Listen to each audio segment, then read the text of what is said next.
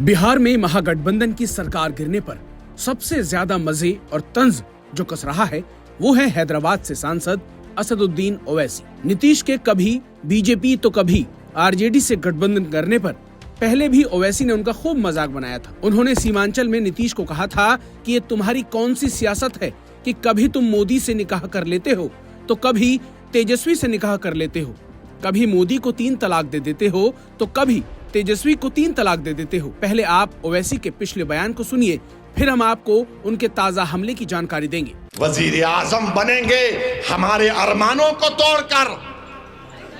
हम भी नहीं चाहते कि 2024 में दोबारा नरेंद्र मोदी देश का वजीर आजम बने, मगर ये कौन सी तुम्हारी सियासत है कि तुम कभी मोदी से निकाह कर लेते तो कभी तेजस्वी से निकाह कर लेते, तुम कभी मोदी को 3 तलाक कह देते तो कभी तेजस्वी को 3 तलाक कह देते, तुम कभी उनसे वलीमा कर लेते तो कभी इनसे अकीका कर लेते। अरे आखिर तुम हो क्या? तुम ठहरोगे या पलट जाओगे? मगर हम नहीं पलटेंगे। जो जाता है चला गया। मैं जिम्मेदारी के साथ कह रहा हूं, जज्बात में आए बगैर कह रहा हूं, सीमांचल की जनता को, पूरी दुनिया मेरे खिलाफ खड़ा हो जाए मगर एक तुम्हारा दीवाना तुम्हारे लिए लड़ता रहेगा।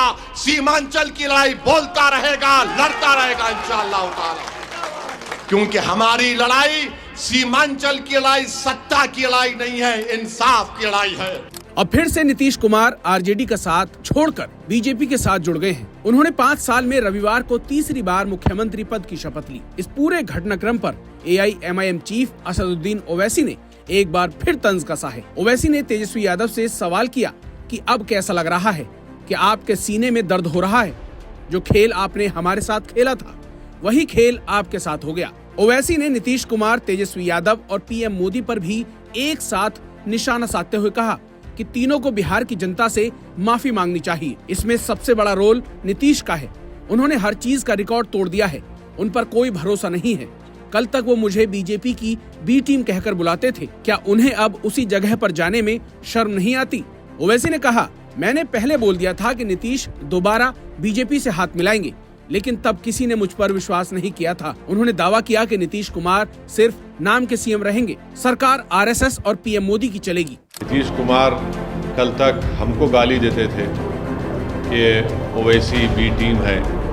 अब नीतीश कुमार को शर्म नहीं आती उसी जगह पर जाकर बैठने के लिए जहां पर हम पर इल्ज़ाम लगाते थे।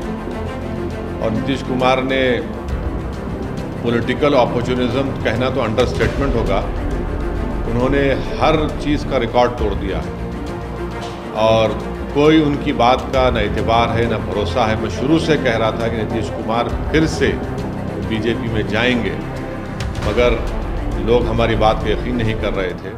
दरअसल बिहार विधानसभा चुनाव में ओवैसी की पार्टी के 5 विधायक जीते थे, लेकिन आरजेडी ने उनमें से 4 को तोड़कर अपनी पार्टी में शामिल कर लिया। असदुद्दीन ओवैसी ने ये भी कहा था कि ये लोग धर्मनिरपेक्षता के नाम पर अल्पसंख्यकों का वोट लेते हैं और फिर जाकर बीजेपी के साथ मिल जाते हैं।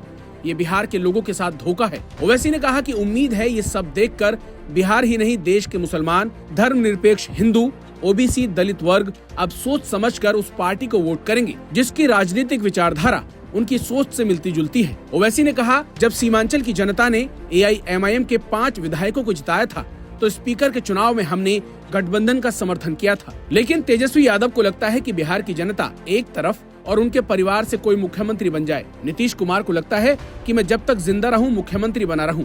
वहीं बीजेपी को लगता है कि हर चीज हमको मिल जाए, चाहे किसी भी तरीके से हो जाए। बिहार में विकास रुक चुका है, अफसरशाही बढ़ चुकी है। हम तो शुरू से सीमांचल की लड़ाई लड़ते आए हैं और लड़ते रहेंगे।